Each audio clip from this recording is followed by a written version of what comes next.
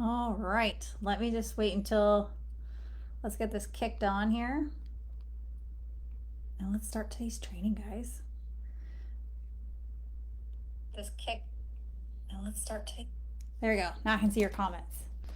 Okay, I just got off a training or coaching call myself, so I am wrapped that up, and now I'm here with you guys. So what are we looking at today? Well, we're looking at, how to get the most out of your workouts to look like you train. And again, this is a free training that happens inside this community. And I always love knowing who the women are inside this group who are taking imperfect action. One, by joining the free training and tuning in, and two, after the training, what is it that you're doing? You can move it in from information into action. Hi, Sharon. So let me know if you're here live or if you're here on the replay. That's how I get to know if you too are an imperfect action taker inside this community. And also, just in case, there are a few other trainings inside the guide section in this community that might be of interest to you if this is an area of interest. One, you might want to look at the one on, is cardio the best bang for your buck? When you're looking at training at 40 plus, when you're entering menopause or perimenopause. There's another one on your training to your cycle or your hormones as well. There's another one on, is it metabolism or is it hormones? And also about, your hormones during your menopausal age too, and weight loss. So those are some of the complementary trainings that you might want to go into the guide section, and then you'll see them kind of all listed there that you might want to go into to kind of give you a bit more on this training. So to start off, let's go like right into it. Okay, so exercise and menopause, why what used to work doesn't work in this stage of life. So wanted to start it off right off the bat is, we can often get caught in thinking that it's about cardio and calories, cutting back your calories, but is that the whole story? Because many women assume that once they reach a certain age that their metabolism actually slows down, and more on this on a bit, because does it really slow down to the extent that we think it is, even though we are feeling different at that stage of life? At the very least, they feel like, they just feel like things don't work like they used to, right? And often what happens, because it's not working, they just think, well, I'll just do more cardio, or wait, I'll just eat less calories, right? And that'll get me, one, to look leaner, and two, look like I train, right? And they might even go into like working out 5 to 7 days a week, like they go from doing very little to a lot to doing more. And oftentimes women will tell me it's more cardio based. And they might look at tracking their calories or whatever and really like trying to eat as little as possible, even though their body starts to revolt. And we'll talk about that in a minute, why hunger and cravings skyrocket and energy goes through through the plummets, right? And basically it's like, okay, I'm doing these things that used to work, but they are not soliciting the same result as they did. Or I'm doing all these things, which is more than I used to do, and they're not soliciting the results that I want. Or I'm doing whatever it feels right and everything, and how come I feel like I'm putting so much in here and I'm not getting enough in return, right? And if you're like many of my female coaching clients before we start working together, you feel like you're scratching your head trying to figure out, like, why isn't this working? Why isn't this adding up? Why doesn't it feel like a 2 plus 2 equals 4, right? And well, let me just start by saying this, right? Because your metabolism as you enter perimenopause and menopause is not just about calories and cardio. It's about stress. You become more sensitive to stress, which makes your body hold on to unwanted body fat, even though you are kind of ready to let it go. Because remember, the body's primary job is to protect you. This is why low calorie plans won't help. Fasting all day to have a smaller eating window, or extra cardio or calorie burning workouts won't help either. Most specifically, you become more sensitive to stress, which makes it feel like your body is fighting tooth and nail to hold on to unwanted body fat. And what we want to do is learn how to support your metabolism during this phase of life, which is how I support women when we coach together.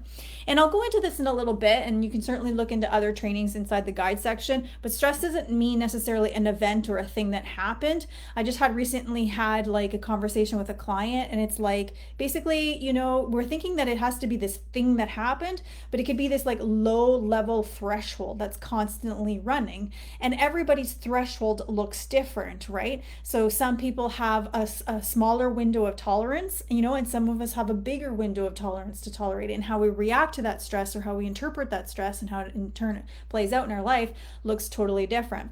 Why am I bringing this up in a workout? Well, because your workouts are a form of stress. And if we're not doing the right things, or we're adding more, especially during when our body is going through changes where it's already more sensitive to stress, then we're adding more stress load. Even though we think that we're doing something really great for our body, we're not doing it in the right way, or the most efficient way, or the best way. And what it's actually doing, even though it feels like you're doing something, is doing the reverse. So that's why we're talking about stress right off the bat at this stage of life in a training that's all about workouts. So what needs to change with your workouts when it comes to perimenopause or even just menopause? So most women, when I start coaching them, they approach the gym with like a kind of like a mindset of like calorie burning or fat loss mindset instead of muscle building, building my mind-body mindset, right? So this is often kind of like the start to a snowball of other problems. So you have hormonal changes at 40 plus, right? Often that results in a redistribution of fat on your body, so you feel like you have more around your middle, right? As some women will explain to me, like a muffin top, for example, and you feel like fat loss begins to slow, or perhaps you feel like it's just not happening, not possible, or you feel like I just keep hitting this plateau, and you're not really looking at your workout, or your effort kind of isn't showing, right?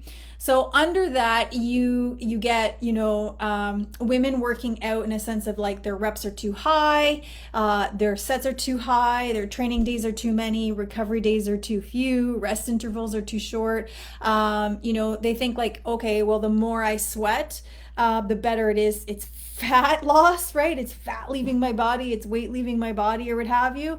They think like, that they're not necessarily carrying their workouts to the proximity of failure, meaning it's like, hey, all I have is 5 pounds, or I have a 10 pounds, so I'll just keep doing the same weight over and over year after year. And they're not really thinking about how to take the muscle to that point of failure by either, changing up their workouts or just increasing their weight. And not to mention they have poor recovery and already being fatigued and really tired from life. So here's what I need you to know. What used to work that's no longer working isn't going to just suddenly start working. And I think that that's a really important one to kind of pause on, because a lot of women will say, well, I'm doing everything I used to do. But the question that we have to ask is, what I used to do, does it work for me at this stage of life? Because if we keep going back there, chances are it works for a little bit and then it doesn't work for a bit. But also on the back end, we're not seeing how it's, because we just covered it, right? How it's adding increased stress on your body that's already a little bit more sensitive to stress at this time. So you can work out nearly every day and make no progress, and worse, you can work out every day and make backwards progress, which is what we don't want. And again, we can go back to your metabolism being under more stress and more sensitive to stress with hormone changes. You have progesterone dropping, cortisol going up, hence why it feels like weight loss is stalled, and why belly fat seems to be ever more there than before, or ever at all, right? So thanks for being here. Again, if you haven't dropped into the comments and let me know if you're here live or on the replay, please do that. I like to know who the imperfect action takers are. But that gives you kind of some sense of where we're going with today's training. Now, I thought I'd start off with my own story. I used to believe that exercise was my primary way of losing weight, and I always seemed to like, okay, if I want to lose weight, then just do more exercise. Just do more exercise. That's going to be the number one way I'm going to lose weight. And then if I pair that with a restrictive diet, like really, really decreasing my calories and all those foods that have higher calories or just are not healthy or not good, I was going to get there quicker. I was going to get the leanest I could get, and I was going to feel good inside and out. The problem was that over time, my body just stopped responding the same way, which meant that, at the time, because I was a cardio junkie, it meant that I had to run now further or harder. I had to spend more time at the gym, and I had to get more restrictive.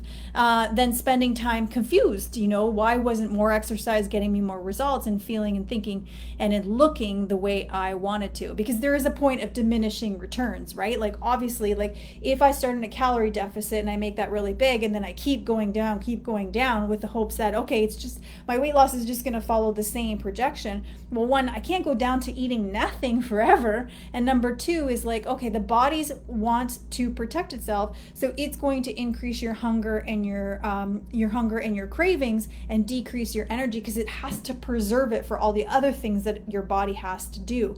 And so there's a point of diminishing returns the more I was doing, right? But also, if I was to apply that strategy now, I don't think about it as a stressor. I think about I'm doing all these good things. Everybody says work out more. Everybody says you need a calorie deficit to lose weight.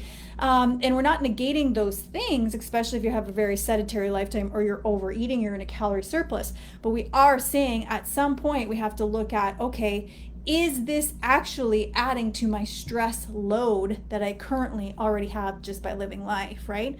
So there was also a period of time when exercise was about punishment for overeating. If I overate or if I felt like I ate something like bad or wrong foods, I did this. So, I did this thing, for example. So now I have to do this thing, right? And I would obsess over the calorie burn, particularly when I was in that cardio phase, and a lot of women use their watches like, oh, this burns a lot more calories, so I'll do this. So then when I did do more, and even when that was paired with a punishing mindset, I didn't see the connection. I saw, like, obviously I was feeling more hunger and I was feeling more cravings, right? But I didn't see how I was contributing to that. I just thought it was a lack of willpower. I didn't see it as that. And I didn't see the negative self-talk that was happening as a result of that. Like exercise was a punishment for what I was doing for food and how that was deteriorating my relationship with food as well. So I hope that's making sense. So not to mention when I didn't see results, I would say, fuck this. And I would stop and made that I made that say something about me. I didn't have enough willpower. I can't be consistent. Here I go. I blew it and never get there. And more, so that's kind of my story. But question for you, if you approached your workouts less focused on calorie burning and fat loss are more of your focus, like more on like preserving your muscles, building your muscles, getting stronger and developing yourself, would you make more progress? And I think for me, when I go back to all those years, no one ever asked me that. No one ever made me consider that. And I think there would have been a point that if somebody had approached me with that question, I would have said, well, let me lose the weight and then let me feel good in my body and then let me fit into this size of clothes and then let me be able to wear this confidently and then I'll focus on that. But that is not the way I'm going to get there, right? And so it's a question that I'm posing to you, a question that I had wished somebody had posed to me. And the thing was back then, like, women weren't really like, when you picked up like a magazine or you did like anything like that, it wasn't really talking about, okay, preserving or building muscles. It wasn't really talking about women being able to get stronger. It wasn't really talking about, okay, well, this is why maybe your cravings are high, your energy is tanked, and your hunger is through the roof. It wasn't talking about any of that. It was just talking about, well, this is how you're going to get skinny, or this is how you're going to get long, lean muscles, which by the way isn't like even true, but so nobody was really telling that. So then you had this like, okay, well, I wouldn't have even been able to think about that because there was nothing out there, no message out there that was telling that for women. So for me, my fitness goal it hasn't always, right? Once I learned that it wasn't about more to get better and better results. The more I do, it doesn't mean the better the results get. The less weight I weigh, they don't work linear like that. There's a point of diminishing returns. And also you have to think about what's happening on the back end as well. But right now that I've learned that, it's like, what's the least I can do to get the maximum results? What's the minimum effective dose to get the results? Back then, again, that wasn't what I was doing. I also want to be more efficient because I have other goals, other values, and I feel like time is at a premium, and you can probably relate to that too. Whereas back then, when I think about my 20s, it was like all things were about weight loss or looking a certain way or what have you. Sure, I was going to college and university, but that was always sitting in my mind. And now it's like, okay, I have other things. I want to sustain my relationships. I want to have a social life. I want to have fun and adventure, and I have a business to run and that sort of thing. So I just like the way I'm looking at it is like, one, I want to know what's the minimum I can do to get the maximum, to yield the maximum. And I think that a lot of you, when you think about money and investing, you think about what's the least I can invest that's going to yield me the most return or ROI on my money. It's the kind of the same thing, right? And it's really trying to be intentional about the 5% of my high yielding tasks that give me 95% of the results I'm in. And when I first start coaching women, they're really focusing on the 95% that's only getting them 5%. But it feels like because they have so much information, they've invested so much time, they've done every diet, it really does feel like they're focusing on the 5%. But after doing it for 15 years, I got to tell you, it's the other way around for most women. So to do this, I had to let go of some beliefs. One is a calorie burn or a sweat factor that I'm after, or is it truly the minimum effective dose? So for some of you, you're looking at that and you're like, yeah, I look at my watch and I'm looking for the most calorie burn. Just like when I was running with someone last week, they said, okay, well, I burn way more calories doing this than a weighted workout, so I do this because I'm trying to lose weight. But we're not really understanding, the calorie burn afterwards, or the benefits of having more muscle on your body, for example. So are you really chasing, I had to let go. Do you have to let go? Is it the calorie burn and the sweat factor, or are you truly looking to see, well, what's the minimum effective dose, Cindy, that I could do to get the best results that I possibly can? Number two, why, I had to think about like, well, why did the workout have to be an hour? Was that part of the 5% that would give me the 5% results? And I thought that they all had to be an hour, and I still encounter women who believe that to be true. But what if I was just more efficient and more effective? I brought my intensity game to that workout and made it shorter. Would I have less obstacles in my way to find the time? Would I actually gain time back as well?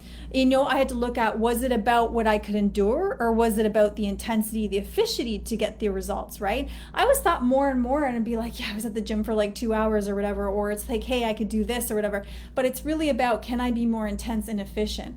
Was I looking to do this for a short-term cycle? Because often if we get into a short-term cycle, we might choose different approaches when it comes to exercise. But where women get trapped or stuck is, how do you then take that and apply it to a lifestyle, one that you can maintain when you're mentally tapped out, emotionally tired, physically tired, that sort of thing. Can you maintain the minimum effective dose? There really is a gap there that women don't necessarily know how to kind of fill or close that gap. And also I definitely had to let go of that all or nothing thinking. A missed day or needing to rest doesn't mean anything about who I am or what I value. That's still something I struggle with. I grew up in a household where mom didn't rest or give herself rest time or downtime or fun time until everything in the house was done. So it's still something that, creeps up every once in a while. But sometimes doing a workout or what you can is better than nothing. Sometimes no workout is needed. And that's a big one for me and for a lot of women who are in that all or nothing or perfectionist thinking.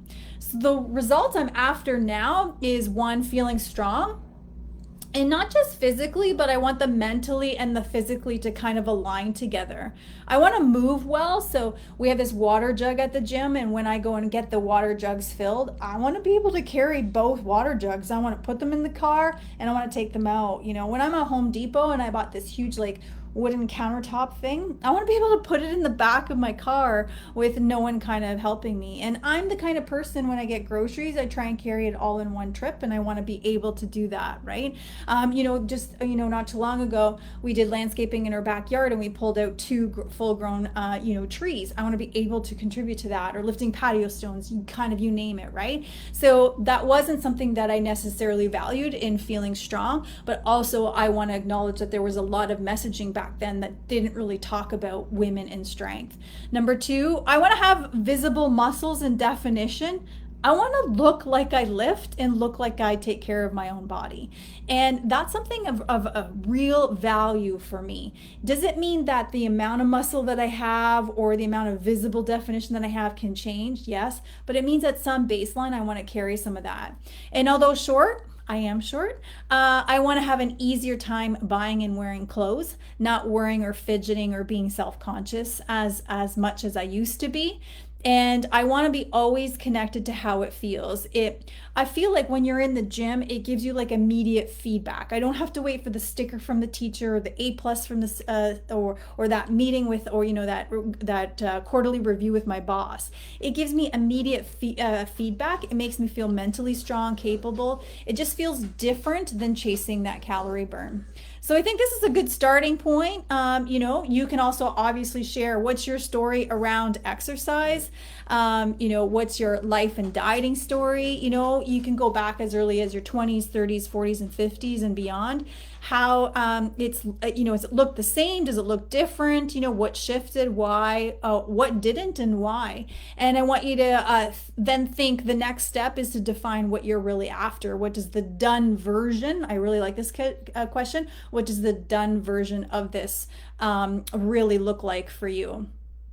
Okay, so we kind of like went into it. So I kind of went a little bit backwards here because I started off by talking about like exercise and menopause, why what used to work doesn't necessarily work for you now. Then we looked at, what needs to change for your workouts when it comes to perimenopause and menopause. And then I shared my story that I think might resonate with a lot of the women that are listening to this too. And then what I wanted to kind of move into in a different direction is look at changing workouts. So with the goal of, let's say, muscle toning, sculpting, you'll hurt your progress by constantly changing movements. So when you start a movement, it takes time, obviously, to kind of learn the skill of that movement. Those first few weeks are more neurological adaptations than muscular. So the more complex, meaning like the more joints that are involved in it in a movement, the more time it usually takes. So if you're switching too much, you don't get past that neurological adaptation to make any kind of progress or gains or change. Meaning, hey, if you're the kind of person here that not only wants to lose weight, but you want to keep it off, and you're the kind of person who not only wants to lose weight and keep it off, but you want to look different, you want to look like you train, then you got to get past that point of the neurological adaptations, and so that you can then do that. And you can't do that when you're constantly changing your workouts. So training changes should only happen when needed. For example, you got lowered or increased calories, changes in the goal, changes in the lifestyle of the schedule. Your goal changes from physique versus weight loss. This is where obviously having a coach design your program for you is really important, and obviously totally different than going out there and buying some generic thing too, right? But I do get that changing the workout sometimes feels more maybe enjoyable or fun. The question then becomes, is your workout supposed to give you that level of enjoyment and fun every time? Or can we look somewhere else for that in our life to get that? And I think that that's an important one to kind of land on too, is because sometimes we are chasing it to get the fun or the excitement or what have you. Or I'll get into it, but there was this thing about muscle confusion at one point too, and we still believe in that kind of a message, which isn't true. But the thing is if you're looking for enjoyable and fun, can you find that in a different place? Does your workout have to be the place where you get that? So why? And then if we look at that, so we're now looking at, okay, so now we're looking at, this makes sense as to why I shouldn't change my workouts constantly all of the time, is because, I never get past that initial neurological phase. And really, I need to get to this other phase if I'm looking to look like I train, right? And so now let's look at, okay, why exercise doesn't outrun your fork like I used to think. I used to think like, sure, I can eat that because I worked out all the time, or sure, I can work out that because I burned this many calories and this is this many calories. So that adds up, right? So number one is dietary changes are more powerful for weight loss than exercise. So exercise cannot be your number one tool for fat loss simply because it does not impact the metabolism as much as your diet does. But there's an important point to be made here about weight maintenance. Exercise is a great tracker record when it comes to helping us maintain our weight loss. Nutrition is the gross motor control for weight loss, while exercise is the fine motor control. So if you're the kind of person who's looking to lose weight or looking to get toned or whatever, and the only tool you have in your toolkit, the primary driver for that is exercise, I'm here to tell you that it's a fine motor control. It's the reason why you feel like You're putting this in and you're not getting this out over here because you're not looking at the gross motor control. That's nutrition. Weight training exercise in particular is useful because it helps shape our physique, like adding curves and preserving muscles and even building. It assures that when we lose weight, we're not also, or when we lose weight, we're losing fat, we're not also losing muscle, right? Okay, so number two is your modes of exercise have different impacts on your physique via hormones. So when we assume the body is, when we look at like, okay, when we look, how do I explain this? When we look at calories in and calories out, we assume that the mode of exercise is irrelevant so long as we're burning calories. That's what I used to think. However, the missing piece to this is that weight training impacts hormones differently than cardio. So doing cardio alone to burn calories can impact fat loss, but it takes some muscle along with it. So we want to learn how to work smarter, not harder, and weight training trumps cardio for fat loss, and then intensity trumps duration for fat loss. So if you want to look like you train, I just dropped two big bombs for you. Is one, nutrition is going to be your gross motor control, right? And exercise is going to be your fine motor. And now we looked at, okay, well, different kinds of exercise impact your physique, the way you look, and your hormones differently, right? And so cardio alone, you might burn more calories doing cardio. Your watch will tell you that over, doing weightlifting, but it'll take some muscle along with it. And so when we think about the hierarchy of priority, weight loss is better than cardio for fat loss, even though your watch tells you burn more calories during that run. What we're missing is that once you're done weight training, if you've progressively, challenged yourself in that weightlifting, you continue to burn calories afterwards when you go to bed, when you go to work, when you're eating. And then intensity trumps a duration, meaning I would rather be intense about my workouts than go longer in my workouts. So the quality of the number three would be the quality of the physique changes when you eat crap and try to exercise it off. So what do I mean? So when you eat lots of fatty, sugary, salty treats and then do penance in the gym, burning up the same amount of calories consumed, which is what full disclosure, what I used to do, the effect on the physique isn't simply canceled out. It creates a different effect than if you had eaten clean, but then also skipped cardio. Not to mention the whole concept of doing penance, because a bad food choices puts us in a negative frame of mind where we use guilt and remorse as a motivation. And for some people, guilt and remorse or shame or whatever might motivate us in the short term, but it starts to deteriorate your perception of yourself, your self-esteem, your body esteem, and then in turn, your motivation. So in the long run, it does more of a disservice than it does in the front end using it as a motivator. So what I used to think is if I ate this and it was 500 calories, I'll go to the gym and burn off 500 calories.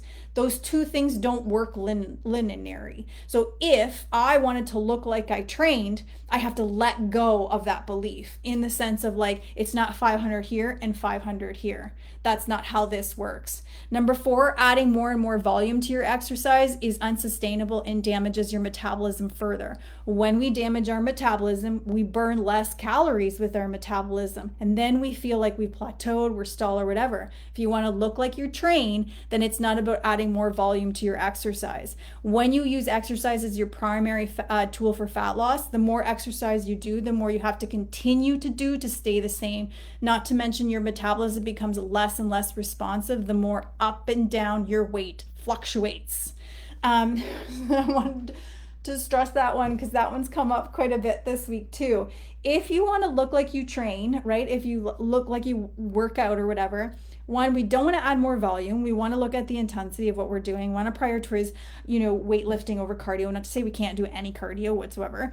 And, we also don't want to go through these yo-yos where we're up and down, up and down, up and down with our weight, because we're going to have the least chance of looking like we train because it's doing more harm to your metabolism than good. And number 5, more exercise increases hunger and cravings, like it did for me, but I didn't put those two things together, right? It kind of puts you in a cycle of eating more than having to exercise more, especially if you have that mindset of like, oh, now I got to work out harder because I'm eating more. So long duration cardio increases the hunger hormone ghrelin. You've heard this before. When you bump up your exercise, you want to eat more. You are actually physically more hungry. Plus, exercise increases neurotransmitter releases like dopamine and serotonin, which over the long haul, if they're depleted, can have a severe impact on cravings. So exercise is an appetite stimulator, especially the long duration variety. So if you want to look like you train, then you want to think about how many times you're doing the long duration cardio in relative to the other stuff, right? So making a case for lifting weights, aka building muscle. I know we've talked about this a lot, but we got to go there because you're here because you want to look like you train, right? So your gym time shouldn't be focused on calorie burning. It should be focused about building muscle and getting stronger. I actually think that it's worth an experiment, 100% commitment to experimenting with this to see what effects does that have on your commitment level, your consistency, your motivation to train, and that sort of thing, as well as the way you look forward to it, right? It's great if we can build it sooner rather than later, obviously, but it's not a lost cause if you start building it later.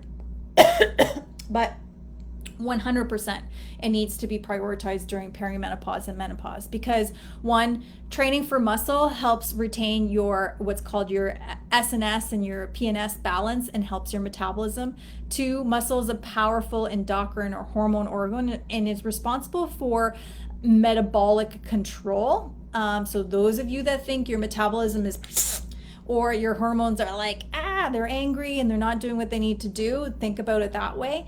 Muscle is one of the primary sites of insulin resistance, and muscular insulin resistant defects are consistent in nearly all diseases: heart disease, cancer, obesity. So it is a muscle that needs to be a focus, not just like the way you look, but basically the more muscle you have is the least amount of disease risk you have, but there's a connection between that.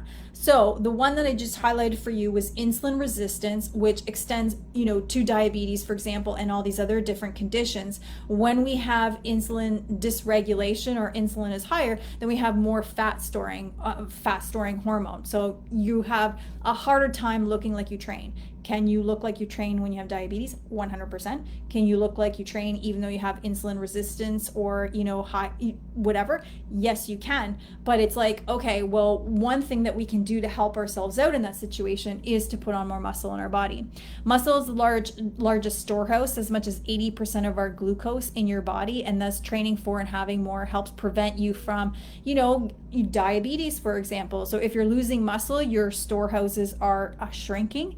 The more metabolically healthy your muscles are, the better your body manages carbohydrate intake, which is like, yay, a win, right? Is that because some women, when they get into perimenopause or menopause, they feel like, okay, they just look at a carbohydrate and they gain weight, or they just don't feel the same when they have as many carbohydrates, or they feel like the only way they can lose weight is to get rid of their carbohydrates or to reduce them.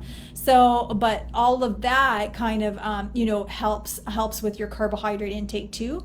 Muscles and strength help you maintain the ability to do activities of daily living with more ease, obviously. So obviously the ones that I listed in my story, I wouldn't be able to do those things if I didn't have some muscle and strength behind it. And muscle is also, of course, what gives you the contours and shape, helps you look like you train and feel more confident. And muscle is your organ of longevity and is your best friend as you get older. And sometimes less is more when we are progressing and adding intensity. We send the right signals to the body. We work with the body and actually change the way our body looks versus just losing weight. But when we do too many circuits or too many cardio, too many HIIT styles, it can feel like you are working hard, but you're not necessarily sending the right signals to build muscle, which actually changes your physique, which makes you look like you train, right?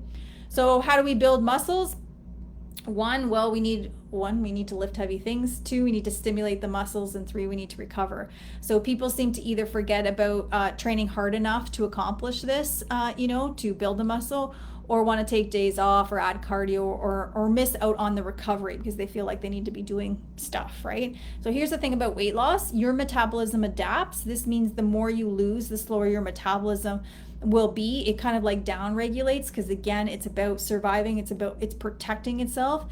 That is why it can often feel like we have stalled or it's no longer working. But there are things we can do to kind of help our metabolism out. For example, lifting heavy things, increasing our intensity. Why? Because it will help you continue to build muscle but also preserve the muscle you have instead of losing it all through weight loss. So the last thing you want is to lose weight or lose fat, but also lose muscle with it. That's the last thing, because that is not going to help your metabolism. It's also not going to help you look like you train. So when we think about building out our workouts, we need to consider a few things first. One, are we working out to meet a short-term goal, or are we looking to meet a long-term sustainable approach? We need exercise that supports and aligns with our goals. There's nothing to say, like if you were doing 75 hard, for example, I'll just throw that out, and you were going to go hard and this is what you were going to do. There's nothing to say that that's wrong. It's just saying that you're doing that for 75 days, and then you need to have the after plan. What's that going to look like? If the conversation, what's your exit plan, basically, right? So if your plan is like, I'll go back to where I was, and where you was it making you feel good? Wasn't giving you the results you wanted? It wasn't making you look like you trained, and that's not where you want to go. And if your exit plan is like, well, I'll just keep doing it. Again, the law of diminishing returns apply here. Eventually it stops soliciting the same results. Eventually you stop getting the same results as you did, let's say, in your initial 75 hard, for example, right? So there's nothing wrong with short-term goals, but our exit plan also needs to have a long-term strategy. So a lot of women have done a lot of diets with those short-term goals in mind, but don't have that exit strategy built out to build the lifestyle they want. So we need to get the right blend of resistance training with progression and intensity and some cardio to meet our goals. We, of course, need to have a clear goal in order to do that, right? So a lot of women will be like, I want to get toned and I want to lose weight. So one, if you want to lose weight, you need a calorie deficit. That's driven by your nutrition. That's the primary driver. It's not your workouts. If you want to get toned, then you got to prioritize more weightlifting than you do cardio, for example, in order to get that toned look. So you have to also consider your training experience. Where are you now, and what did you used to do in your 20s and 30s? Or, it's not just about, well, oh, my neighbor Shelly is doing this, so I should do that. Or, hey, my friend so-and-so said this is what we should be doing, so this is what we need to be doing, right? We need exercise you are capable of doing. And what I say this is because women will be like, even just my father-in-law was just like, oh, I only used to be able to maintain my weight or lose weight when I used to run. Now, when did you run? Well, I was, just approaching my 30s. He's in his 70s now. I was like, that doesn't apply anymore, right? Or he has the belief of like, okay, well, yeah, the walking doesn't really work. How long are you walking per day? Well, I walk 10 minutes a day. You want 10 minutes to be the primary driver to lose the weight that you've gained for the last 30 years? It's not going to work. The math doesn't math there, right? And so really you need to look at where you are now, not where you used to be, or where your friend Shelly or your neighbor Shelly is, sorry to pick on Shelly's, where they're at, right? You need to look at what you're capable of doing now, which involves being really honest about where you're at, but also there is a mindset component to that, because if you don't believe that is enough, you will not invest the energy it takes or the time it takes to do it. You will just dismiss the little things because you don't believe that they're going to add up. And number 4 is the gaps and weaknesses or the lack of skills in your training. We need to capture the baseline so we are making progress. So for all my clients, we need a baseline. Where you're at, what have you done, where are you at, how much training are you doing, what's that look like, when's the last time you progressed? We need to look at all that. What are you good at, what are you not good at? We need to capture a baseline first. And number 5, your lifestyle. You need to consider how this all fits into your environment, your responsibilities, your job, your sleep, because we already mentioned it's all part of that kind of stress equation we talked about at the top of the hour. So from there, we can pick one exercise from each of the 7 categories. So what I would recommend, this is where people are going to like skim to and go to the meat and potatoes to develop their workouts. But what I really need you to do is do the 5 questions. The 5 questions to make sure you're setting yourself up for success. You need need to sometimes look backwards in order to be able to go forward. So if you're looking at, okay, so now I want to set up my own workouts at home, how am I going to do that to get maximum, so I'm going to be most efficient, most effective, minimum effective dose for the maximum results. And you're going to pick one exercise from each of the 7 categories to build out 3 to 4 total body workouts. So you think about like a push, a vertical, you can do a vertical push or a horizontal push. So maybe one day you're doing a vertical push, the next day you're doing a horizontal push. And again, a quick Google will tell you what are the push exercises that are vertical, what are the push exercises that are horizontal. And from there, you can be like, I have the equipment to do that, or I have the skill and the know-how to do that, right? Then you're going to look at a pull, a vertical and a horizontal pull. So you got a push and a pull. Oftentimes, we are more stronger in our pull, so like for a row, versus in our push and our chest press, and we want to get them fairly balanced. So we have a fairly balanced body. Horizontal hip extensions, which is another form of a push. Again, go to Google, type in horizontal hip extension, and it'll tell you all the exercises that fall within that category. You pick the one that you have the skill level to deliver on, and you start there, right? A hip hinge, which is an example of a pull exercise.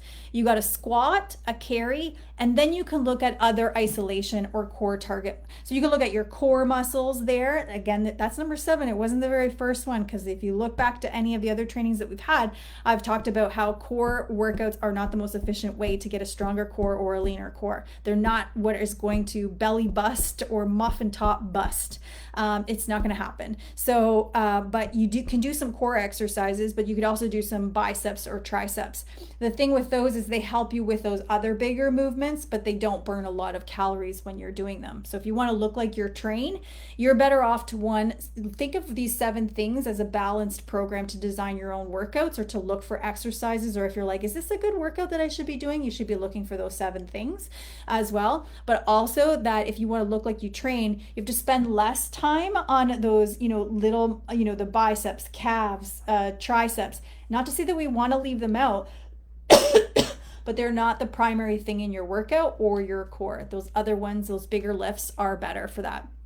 So when we have that, we can then integrate a few principles into that, right? Not all your training sessions need to be long if they are intense enough, which you'll gain your time back. So with those 7, when you go to outline them, it's like, okay, well, how can I now make them intense enough? And it's not about you being out of breath. It's not about your sweat factor. You could use heart rate, for example, in that one too. The intensity, the more intensely you train, the more you force you to put on the body, the more force you put on the body to kind of respond, and that'll kind of feel different from person to person, like your breathlessness, the level of muscular demand, the exertion, that'll all feel different from person to person. But your level now and your level as you progress, that'll also look different too. And intensity doesn't mean the whole time, but certainly having bouts of it. So if I think about a 20-minute or a 30-minute workout, I could do a 5-minute warm up, 20 minutes of work, and 5-minute cool down. I'm not being intense the entire 20 minutes. I can, but probably you're not going to be able to keep it up for 20 minutes. But in that 20 minutes, can I have 4 or 5 different bouts of intensity? That might be where you want to start. Again, about getting our time back. And again, it's about how can I look like I train, right? And you want to have progression with your weights. Lifting heavier is one sign of progressing. Your muscles need to be taxed enough to respond, and that happens through progressive overload.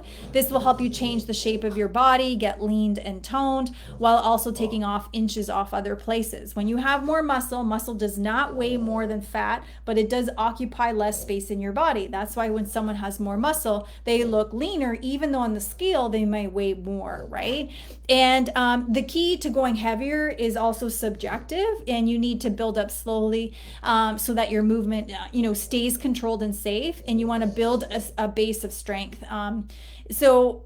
Because that's going to change the shape of your body and allows for you to add weight safely. So basically it's like, okay, if I was looking at doing 3 sets, for example, of those exercises, I shouldn't be able to lift as heavy in my third set or lift the same in my third set as I did in my first set. Meaning the third set should feel harder and more taxing on me. Not because I'm tired, not because I'm distracted, not because my energy is tanked, but because the muscle feels so tired and so fatigued. That's why. And it's challenged that way because maybe I manipulate the tempo, maybe I manipulate the rest. But the easiest one, because you're like, what is tempo? What is rest, right? The easiest way is to just, get yourself some heavier dumbbells and constantly progress yourself. When I coach clients, the one of the hurdles that they have is, let's say they're supposed to do 10 reps, for example, of that exercise. Let's say 10 reps of a chest press. They think they have to do 10 reps with that one weight. But if they can only go heavier and only do 5, they do 5 and then they can go to the lesser weight that they used before. And then over time, they'll do 6 and they'll do 7 until eventually they get to the 10. So when I work with clients in, a background of working out all the time and intensely all the time, we need to have a conversation about longevity and everything else that is going on in their lives. And we're going to come up with a plan that best, kind of matches the demands that you have on your time and your body. So sometimes consistency is a matter of looking at, is this realistic and is it necessary, right? So, when I'm working with clients, it's just not a one size fits all, particularly if we're looking at, in a personalized coaching approach. It's really considering all of those questions and helping them do the groundwork so that they have, one, this is where we're at and this is how we're going to progress and build and go from there, so that they're, one, looking like they train. So today's training was a little bit different because we didn't focus obviously on nutrition like some of the other trainings. We didn't focus necessarily on hormones like some of the other trainings. I did guide you at the top of the hour in which trainings to kind of look for, but we did talk about why exercise and menopause, like why you want to work out differently at this stage of life. And we talked about the stress load there and looking at what stress actually means. And then we talked about, what needs to actually change in your workouts when it comes to perimenopause and menopause so that you do look like you train. Let me know if parts of my story resonate with your own story as well. We talked about why changing your workouts all the time isn't necessarily isn't a good idea if you want to look like you train. And then we talked about, we talked about dietary changes being, the primary driver, the gross motor control. We talked about different exercises having different impacts on the way your body looks, but also on your hormones. We talked about the quality of, how it's not linear. Like if I eat crap, if I eat 500 calories here and I go and burn 500 calories here, how those two things don't add up. They don't math.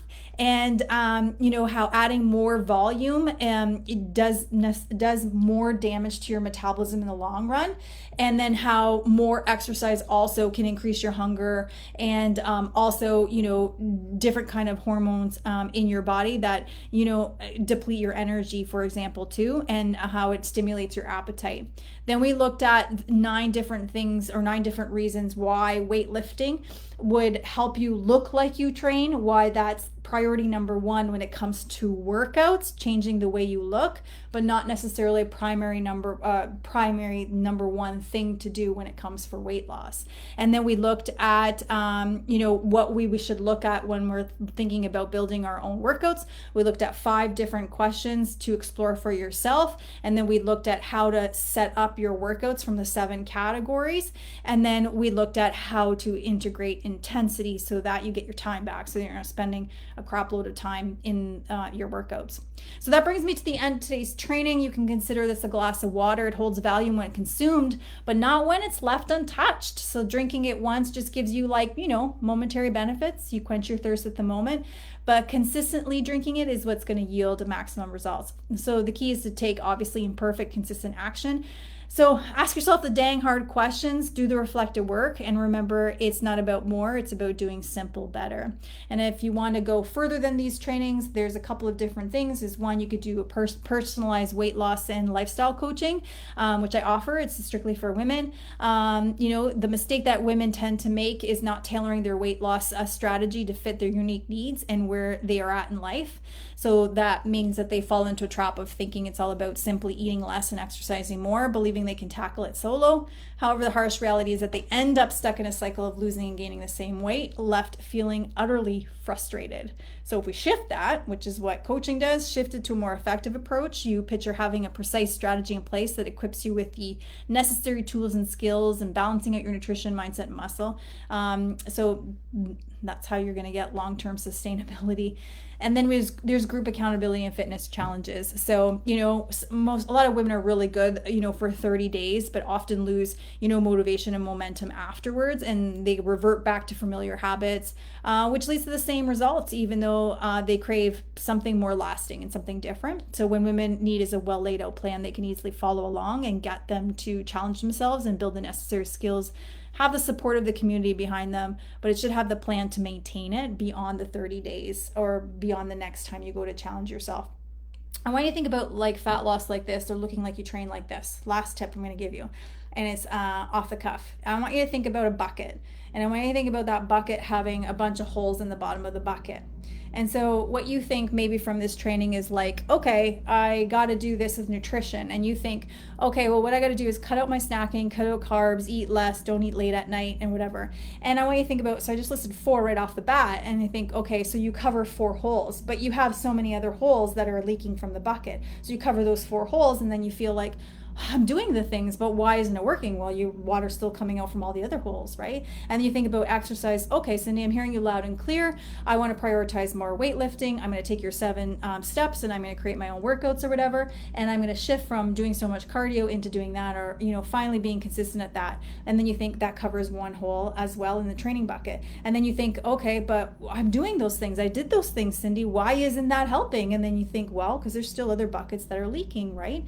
And then you think about, okay, well, I'll add more protein because that's going to preserve and build my muscle, right? Or it's like I'll sleep better, I'll manage my stress, and you think that, and I'll cover a couple. So then all of a sudden you still have leaks, you still have holes in your bucket that are still leaking, right? And then all of a sudden you're thinking, okay, well, I'll do this, and then you're not covering the other holes as hard as you used to, or as well as you used to, and then those start to leak. So what am I getting at is, one is like you can focus on covering each little leak that you want and you'll see progress until you don't see progress, right? That's kind of what women do when they do it on their own. When you have coaching covers up all of helps you figure out how to plug all of the holes. So you have the least amount of leaks in your bucket, or you have no leaks in your bucket now. And that's when you start to feel like, holy shit, this is working. So that's the advantage of coaching. And that's also, this is one component of fat loss. I hope that you'll dive into some of the other trainings and learn to kind of plug your own bucket, I guess, holes in your bucket, so that you can actually see the results you want. So I'm Coach Cindy. That was my rant, signing off. And thanks so much for joining me. Do let me know what your imperfect action is as a result of learning today in the comments below. You're not doing everything if you're just listening to this. You're doing something if you start taking imperfect action with it.